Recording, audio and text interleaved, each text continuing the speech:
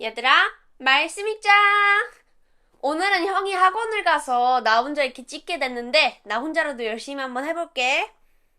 오늘 말씀 내용은 첫 번째로 성전에서 짐승 제물을 파는 사람들과 돈 바꾸어주는 사람들을 예수님께서 내쫓은 내용이 있고, 또 두 번째로 바리새인인 니고데모와 영생에 관한 대화를 하신 그런 내용이 있고, 세 번째로 세례요한이 이제 옥에 갇힌 슬픈 내용이 하나 있고, 이제 네 번째로 사마리아 여인과 예수님께서 이제 예배에 관한 얘기를 나누신 것이 있어. 그리고 다섯 번째로 임금의 신하의 아들을 고쳐주신 내용도 있고, 여섯 번째로 예수님이 이제 사역을 갈릴리까지로 확장시키신 그런 내용도 있고, 마지막으로 이제 베드로, 요한, 안드레, 야고보까지 이렇게 어부 제자들을 부르신 내용이 있어.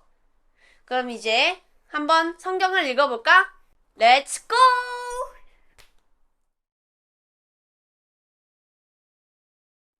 벌써 성경을 다 읽었어.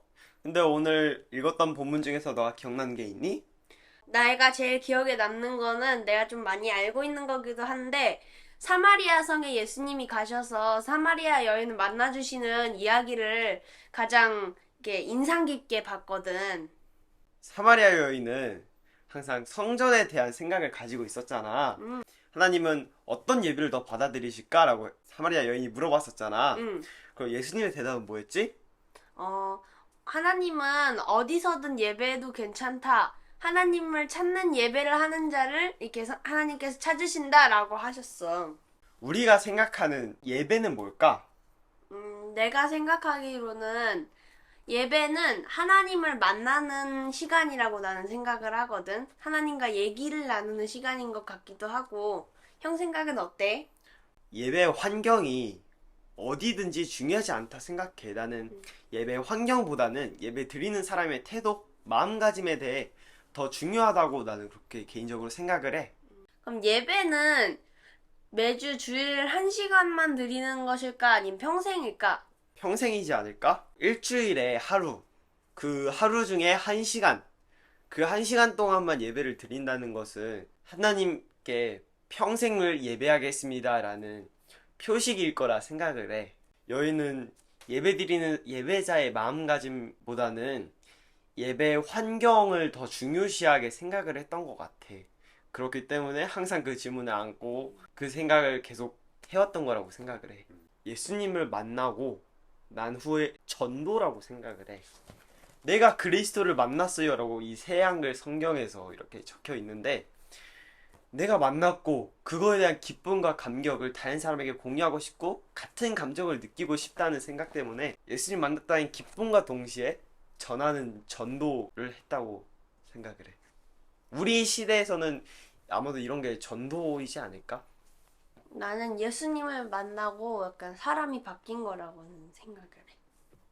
그러면 이제 오늘 말씀 좀 많이 복잡하지만 열심히 힘내서 신약 완독하자. 화이팅! 화이팅! 요한복음 2장 13절에서 4장 2절. 유대아 사람들의 넘는 명절이 가까웠다. 그래서 예수님은 예루살렘으로 올라가셨다. 성전에서 보시니 소와 양과 비둘기를 파는 사람들, 그리고 돈 바꾸어 주는 사람들이 앉아 있었다. 그래서 예수님이 줄로 채찍을 만들어 그들을 모두 성전에서 내쫓으셨다. 양과 소들도 내쫓으셨다. 돈 바꾸어 주는 사람들의 돈을 쏟아 버리시고 탁자들을 뒤집어 엎으셨다. 그리고 비둘기 파는 사람들에게 말씀하셨다. 이것들을 여기서 치우시오. 내 아버지의 집을 장사하는 집으로 만들지 마시오. 그분의 제자들에게 성경에 이렇게 적혀있는 말씀이 떠올랐다. 주님의 집을 향한 뜨거운 마음이 나를 완전히 삼켜버릴 것이다. 그러자 유대아 사람들이 예수님께 대들며 물었다. 선생이 이런 일을 하시는데 징표로 우리에게 뭘 보여줄 수 있나요? 예수님이 그들에게 대답하셨다. 이 성전을 무너뜨려 보시오. 그러면 내가 3일 안에 그것을 다시 일으켜 세우겠소. 그러자 유대아 사람들이 대답했다. 46년 만에 이 성전이 세워졌습니다. 그런데 선생은 3일 안에 그걸 일으켜 세우겠다고요? 그러나 예수님이 말씀하신 성전은 자기 몸이었다. 그런데 죽은 사람들 가운데서 예수님의 일으킴 받아 살아나셨을 때가 되어서야 예수님이 이것을 말씀하셨다는 생각이 예수님의 제자들에게 떠올랐다. 그리하여 그들이 성경과 또 예수님이 하신 말씀을 믿게 되었다. 넘는 명절에 예수님이 예루살렘에 계실 때 많은 사람들이 예수님의 이름을 믿었다. 예수님이 행하시는 징표들을 보았기 때문이다. 그러나 예수님 자신은 스스로를 그들에게 맡기지 않으셨다. 모든 사람을 알고 계시기 때문이었다. 또 예수님께서는 누군가가 사람에 대해 증언해주는 것이 필요하지 않았다. 사람 속에 뭐가 있는지를 예수님 자신이 알고 계셨기 때문이다. 바리새파에 속한 어떤 사람이 있었다. 그의 이름은 니고데모로 유대야 사람들의 지도자였다. 이 사람이 밤에 예수님께로 와서 말했다. 라삐님, 우리가 알기로 라삐님은 하나님께로부터 오신 선생님입니다. 라삐님이 몸소 행하시는 이런 징표들을 아무도 할 수 없기 때문입니다. 하나님이 함께 하시지 않으면요. 예수님이 그에게 대답하셨다. 아멘, 아멘, 그대에게 말합니다. 누구든 위로부터 태어나지 않으면 하나님 나라를 볼 수 없습니다. 예수님께 니고데모가 말한다. 사람이 나이가 들었는데 어떻게 다시 태어날 수 있습니까? 어머니 뱃속에서 또 다시 들어갔다가 태어날 수는 없지 않습니까? 예수님이 대답하셨다. 아멘, 아멘, 그대에게 말합니다. 누구든지 물과 성령님으로부터 태어나지 않으면 하나님 나라에 들어갈 수 없습니다. 육신으로부터 태어난 것은 육신이고 성령님으로부터 태어난 것은 영입니다. 놀라워하지 마세요. 내가 그대에게 여러분은 위로부터 태어나야만 합니다. 하고 말했다고 해서요. 바람은 불고 싶은 곳에서 불며 그대는 그 소리를 듣습니다. 그러나 바람이 어디서 오고 어디로 가는지 그대는 알지 못합니다. 성령님으로부터 태어난 사람은 다 이와 같아요. 니고데모가 예수님께 대답했다. 이런 일이 어떻게 일어날 수 있습니까? 예수님이 그에게 대답하셨다. 그대야말로 이스라엘의 선생인데도 이런 일을 알아듣지 못합니까? 아멘, 아멘, 그대에게 말합니다. 우리는 알고 있는 것을 말하고 본 것을 증언합니다. 그런데 그대들은 우리 증언을 받아들이지 않고 있어요. 내가 땅의 일을 말했는데도 그대들이 믿고 있지 않는데 내가 하늘의 일을 말하면 그대들이 어떻게 믿습니까? 하늘에 올라가 본 사람은 아무도 없어요. 하늘에서 내려온 분, 곧 인자 말고는요. 모세가 광야에서 뱀을 높이 든 것처럼 그렇게 인자가 높이 들려야만 합니다. 그것은 그를 믿는 사람마다 영원한 생명을 누릴 수 있게 하려는 겁니다. 하나님이 세상을 이처럼 사랑하셔서 하나뿐인 아들을 주셨습니다. 그를 믿는 사람마다 멸망하지 않고 영원한 생명을 누릴 수 있도록 해주셨습니다.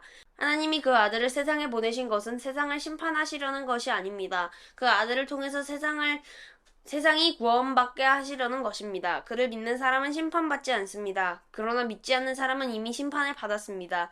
하나님의 하나뿐인 아들의 이름을 믿지 않았기 때문입니다. 심판이란 이것입니다. 빛이 세상에 왔는데 사람들이 빛보다 어둠을 더 사랑했다는 것입니다. 그들이 한 일들이 악했기 때문이지요. 못된 짓을 하는 사람마다 빛을 미워하고 빛 가까이로 오지 않아요. 자기들이 한 일들을 들춰지지 않게 하려는 것이지요. 그러나 진리를 실행하는 사람은 빛 가까이로 옵니다. 자기가 한 일들이 하나님 안에서 한 것임이 드러나게 하려는 것이지요. 이 일이 있은 뒤에 예수님과 제자들이 유대야 땅으로 갔다. 예수님이 거기서 그들과 시간을 보내셨고 세례도 주고 계셨다. 요한도 살렘 가까이 에논에서 세례를 주고 있었다. 거기에 물이 많았기 때문이다. 사람들이 계속해서 나와 세례를 받았다. 아직 요한이 감옥에 갇혀있지 않았기 때문이다. 그때 깨끗하게 하는 예식에 대해 요한의 제자들과 어떤 유대아 사람 사이에서 논쟁이 벌어졌다. 그들이 요한한테 가서 말했다. 라삐님, 요르단 건너편에서 라삐님과 함께 있었던 사람, 라삐님이 몸소 증언해 주셨던 사람 있죠. 보세요. 그 사람이 세례를 주고 있는데 모두가 그 사람한테로 가고 있습니다. 요한이 대답했다. 하늘로부터 주어지지 않았으면 사람은 어느 것 하나도 받을 수 없어요. 바로 여러분들이야말로 나를 위해 증언해줄 사람들입니다. 내가 이렇게 말했지요. 나 자신은 그리스도가 아닙니다. 그분의 앞서 보내심을 받았어요. 신부를 얻는 것은 신랑입니다. 하지만 신랑의 친구가 서 있다가 신랑이 오는 소리를 들으면 그 소리 때문에 기뻐합니다. 바로 그런 기쁨이 나에게 가득합니다. 그분 명성은 커져야만 하고 나는 사그러들어야만 합니다. 위로부터 오시는 분은 모든 것 위에 계십니다. 땅에 속한 사람은 땅에 속하여서 땅에 속한 방식으로 말합니다. 하늘로부터 오시는 분은 모든 것 위에 계십니다. 그분은 보고 들으신 이것을 증언하십니다. 그런데 그분의 증언을 아무도 받아들이지 않습니다. 그분의 증언을 받아들인 사람은 하나님이 참 되시다는 것을 인증한 것입니다. 하나님이 보내신 이가 하는 말은 하나님의 말씀이니까요. 재어보지 않고 하나님이 성령님을 부어주시기 때문입니다. 아버지는 아들을 사랑하시고 모든 것을 그의 손안에 주셨습니다. 아들을 믿는 사람에게는 영원한 생명이 있습니다. 그러나 아들을 믿지 않는 사람은 생명을 보지 못할 겁니다. 오히려 하나님의 노여움이 그 사람 위에 머뭅니다. 예수님이 요한보다 더 많은 사람을 제자로 삼고 세례도 주신다는 것을 바리새파 사람들이 들었다. 예수님이 이것을 아셨다. 사실 세례를 주고 있었던 것은 예수님 자신이 아니라 그분의 제자들이었다. 누가복음 3장 19절부터 20절. 그런데 갈릴레아 지도자인 헤롯을 두고는 그의 형제 아내 헤로디아와 관련된 문제를 들추어 꾸짖었다. 헤롯이 저지른 나쁜 짓도 모두 들추어 꾸짖었다. 헤롯은 지금까지 저지른 모든 나쁜 짓에 나쁜 짓 하나를 더 못했다. 요한은 감옥에 가둔 것이었다. 마태복음 4장 12절 상반절. 요한이 잡혀갔다는 말을 들으시고 마가복음 1장 14절 상반절. 요한이 잡혀간 뒤에 예수님이 갈릴레아로 오셔서 요한복음 4장 3절. 이때 예수님이 유대야를 뒤로하고 다시 갈릴레아로 떠나가셨다. 마태복음 4장 12절 하반절. 예수님은 갈릴레아로 물러나셨다. 요한복음 4장 4절에서 54절.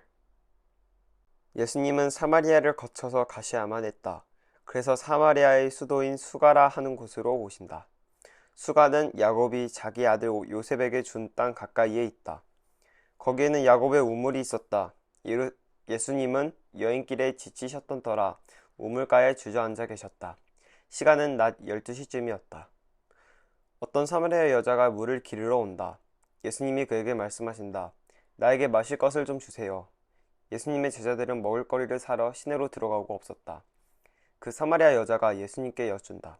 선생님은요, 유대아 사람인데 어째서 저한테 마실 것을 달라고 하시나요? 저는 사마리아 여자인데요. 유대아 사람들은 사마리아 사람들과 어울리지 않기 때문이다. 예수님이 대답하셨다. 하나님의 선물이 무엇인지 또 그대에게 마실 것을 달라고 말한 사람은 누구인지 알았다면 그대가 그에게 달라고 했을 겁니다. 그러면 그가 그대에게 생수를 주었을 겁니다. 그 여자가 예수님께 여쭌다. 선생님께서는 두레박도 없고 샘은 깊습니다.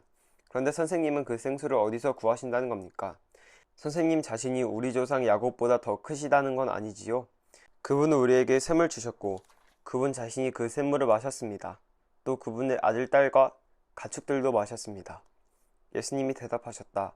이 물을 마시는 사람은 모두 다시 목마를 겁니다. 그러나 내가 줄 물을 마시는 사람은 누구라도 절대로 영원히 목마르지 않을 겁니다. 내가 그에게 줄 물은 그 사람 안에서 우물이 될 겁니다. 영원한 생명을 누리게 하도록 솟아나는 물의 우물이요. 그 여자가 예수님께 말씀드린다. 선생님, 저에게 이 물을 주세요. 그래야 저도 목마르지 않고 물을 기르러 여기로 오지 않아도 되도록 해주세요. 예수님이 그 여자에게 말씀하신다. 가서 그대 남편을 불러서 여기로 데려오세요. 그 여자가 예수님께 대답했다. 저에게는 남편이 없습니다. 예수님이 말씀하셨다. 남편이 없다는 그대의 말은 맞는 말입니다. 그대에게는 남편이 5명 있었는데 지금 남편도 그대 남편이 아닙니다. 그대가 한 이 말은 참말입니다. 그 여자가 예수님께 말씀드린다. 선생님, 제가 보기에 바로 선생님이 예언자이십니다.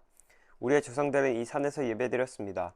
그런데 선생님 쪽 사람들은 주장하기를 예루살렘에 그 예배의 장소가 있는데 반드시 그곳에서 예배드려야 한다고 합니다. 예수님이 말씀하신다. 내 말을 믿으세요, 자매님. 때가 오면 여러분이 이 산에서도 예루살렘에서도 아버지께 예배드리지 않게 될 겁니다. 여러분은 알지 못하는 것을 예배라 하고 있지만 우리는 아는 것을 예배라 하고 있습니다. 구원은 유대아 사람들에게 오는 것이기 때문입니다. 그러나 때가 오는데 지금이 그때입니다. 그때가 되면 참되게 예배드리는 사람들은 성령님에 이끌려 진리를 따라 아버지께 예배를 드릴 겁니다. 아버지께서도 이렇게 예배드리는 사람들을 찾고 계시니까요. 하나님은 영이십니다. 그래서 그분께 예배드리는 사람들은 반드시 성령님에 이끌려 진리를 따라 예배드려야 합니다. 그 여자가 예수님께 말씀드린다. 메시아가 오신다는 것은 알고 있습니다. 그리스도라 하는 분 말이에요. 그분이 오시면 우리에게 전부 다 알려주실 겁니다. 예수님이 그 여자에게 말씀하신다. 바로 내가 그입니다. 그대에게 말을 건네고 있는 내가요. 그러고 있을 때 제자들이 왔다. 그들은 예수님이 어떤 여자와 말씀을 나누고 계신 것을 두고 놀라워했다. 그러나 아무도 무슨 일입니까? 그 여자와 무슨 말씀을 나누고 계십니까? 하고 여쭤보지 않았다. 그 여자는 물 항아리를 버려두고 떠나 시내로 들어갔다. 그리고 사람들에게 말한다. 이리로 와서 좀 보세요. 내가 한 일을 모두 나에게 말한 사람들요. 어쩌면 이 사람이 그리스도님 아닐까요? 사람들이 시내에서 나와서 예수님께로 오고 있었다. 그러는 사이 제자들은 예수님께 랍비님 좀 잡수시지요 하고 재촉했다. 예수님이 말씀하셨다. 나야말로 먹을 음식을 가지고 있는데 그대들로서는 알지 못하는 겁니다. 그러자 제자들이 서로 말했다. 누가 예수님께 잡수실 걸 갖다 드린 건 아니겠지요? 예수님이 말씀하신다. 나의 먹을거리는 나를 보내신 분의 뜻을 실행하고 그분의 일을 끝마치는 겁니다. 그대들 자신은 말하기를 아직 4개월이 있어야 거둘 때가 온다고 하지 않나요? 보세요. 나는 그대들에게 말합니다. 그대들의 눈을 들어서 밭을 잘 보세요. 무르익어 거둘 때가 되었어요. 거둬들이는 사람은 품삯을 받고 있고 영원한 생명에 이르게 하는 열매를 모아들이고 있어요. 그리하여 씨를 뿌리는 사람과 거둬들이는 사람이 함께 기뻐할 겁니다. 이 경우에 한 사람은 뿌리고 한 사람은 거둬들인 말이 참말입니다. 바로 내가 그대들을 보내어 거두어들이게 했는데 그대들 자신은 그걸 위해 힘들여 일한 것이 없어요. 다른 사람들은 힘들여 일했고 그대들 자신은 그들이 힘들여 일한 덕을 본 겁니다. 그 도시에서 온 많은 사마리아 사람들이 예수님을 믿게 되었다. 그것은 내가 한 일을 그분이 나에게 다 말해주었어요 하고 그 여자가 증언한 말 때문이었다. 그래서 사마리아 사람들이 예수님께로 와서 자기들 곁에 머물러 달라고 요청했다. 그리고 예수님은 거기에 이틀 동안 머무르셨다. 예수님의 말씀 덕분에 더 많은 사람들이 믿게 되었다. 사람들이 그 여자에게 말했다. 우리가 믿는 것은 더는 당신의 말 때문이 아닙니다. 우리가 직접 들어보았고 이분이 참으로 세상의 구원자라는 것을 알게 되었으니까요. 이틀이 지나서 예수님이 거기에서 나가 갈릴레아로 가셨다. 예언자가 자신의 고향에서는 존중받지 못하지요 하고 예수님이 몸소 증언하신 적이 있다. 그런데 예수님이 갈릴레아로 가셨을 때 갈릴레아 사람들은 예수님을 맞아들였다. 명절에 예루살렘에서 예수님이 하신 모든 일을 모두 그들이 보았기 때문이다. 그들 스스로도 명절을 지키러 왔던 것이었다. 이제 예수님이 다시 갈릴레아의 가나로 가셨다. 물을 포도주로 만드셨던 곳이다. 거기에 임금님 신하가 한 사람 있었는데 그의 아들이 가버나움에서 앓고 있었다. 이 사람이 듣기로 예수님이 유대아에서 갈릴레아로 오셨다고 했다. 그래서 그는 예수님께로 갔다. 그러고는 요청하기를 내려오셔서 자기 아들을 낫게 해달라고 했다. 아들이 죽음을 코앞에 두고 있었기 때문이다. 예수님은 그 사람에게 말씀하셨다.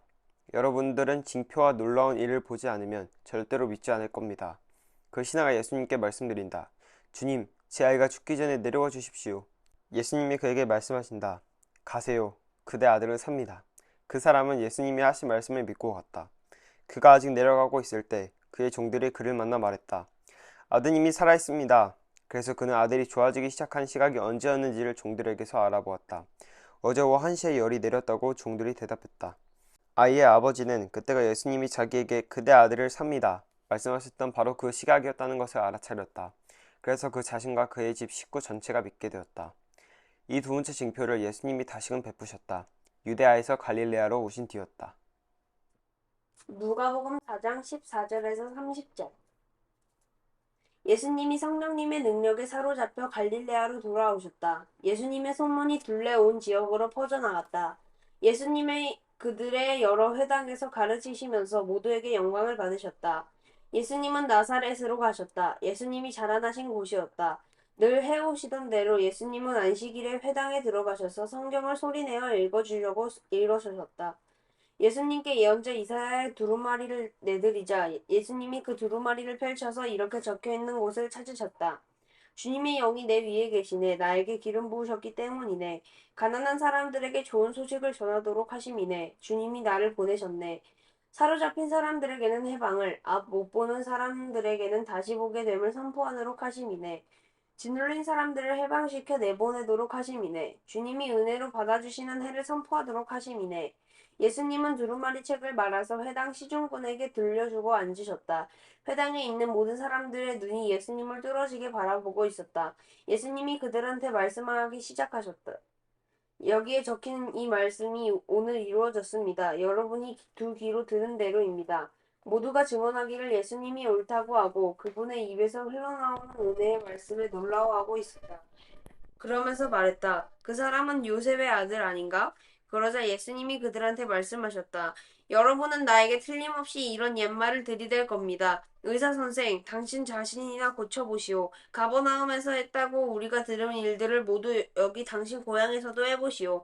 이런 말씀도 하셨다. 아멘. 여러분에게 말합니다. 어떤 예언자라도 자기 고향에서는 받아들여지지 않습니다. 정말로 여러분에게 말합니다.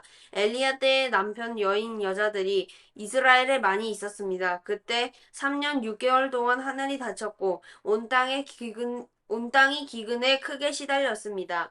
그런데 하나님이 엘리야를 그들 가운데 아무한테도 보내지 않으셨습니다. 오직 시돈의 사렙다에 사는 남편 여인 여자한테 뿐이었습니다. 예언자 엘리사 때는 이스라엘에 심한 피부병 앓는 사람이 많이 있었습니다. 그런데 하나님이 깨끗하게 해주신 사람은 그들 가운데 아무도 없었습니다. 오직 시리아 사람 나아만 뿐이었습니다. 회당에 있던 사람들은 모두 이 말씀을 들었을 때 분노로 가득 찼다. 사람들이 일어나서 예수님을 도시 밖으로 몰아내어 자기네 도시가 자리 잡은 산의 꼭대기까지 예수님을 끌고 갔다. 예수님을 벼랑 아래로 떨어뜨리려는 것이었다. 그러나 예수님은 그들 한가운데로 지나서 떠나가셨다. 마태복음 4장 13절부터 17절. 그러고는 나사렛을 떠나 가버나움으로 가셔서 자리 잡고 사셨다. 가버나움은 스불론과 납달리 지역의 바닷가에 있었다. 예언자 이사야를 통해 하신 말씀을 이루려고 하신 것이었다. 이런 말씀이었다. 스불론 땅과 납달리 땅, 곧 바닷길, 요르단 건너편에 있는 땅아, 다른 민족들의 갈릴레아야, 어둠 가운데 앉아있는 백성이 빛을 보았다. 그 큰 빛을. 또 어둠의 그림자가 드리운 지역에 앉아있는 사람들에게 빛이 떠올랐다. 바로 그들에게. 그때부터 예수님이 선포하여 말씀하기 시작하셨다. 회개하십시오. 하늘나라가 가까이 와 있습니다. 마가복음 1장 14절 하반절부터 15절. 예수님이 갈릴레아로 오셔서 하나님의 복음을 선포하셨다. 예수님이 말씀하셨다. 때가 찼습니다. 하나님 나라가 가까이 와 있습니다. 회개하십시오. 복음을 믿으십시오. 누가복음 5장 1절에서 11절. 무리가 예수님 곁에 몰려들어 하나님의 말씀을 들으려 하고 있을 때 일어난 일이다. 예수님은 게네사렛 호숫가에 서 계셨다. 그리고 배 두 척이 호숫가에 서 있는 것을 보셨다. 어부들은 배에서 내려와 그물을 씻고 있었다. 예수님이 그 배들 가운데 하나에 올라타셨다. 시몬의 배였다.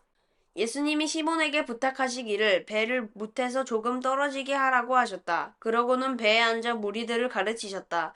말씀하시기를 멈추시고는 예수님이 시몬한테 말씀하셨다. 그대는 호숫가에서 떨어져 깊은 데로 가세요.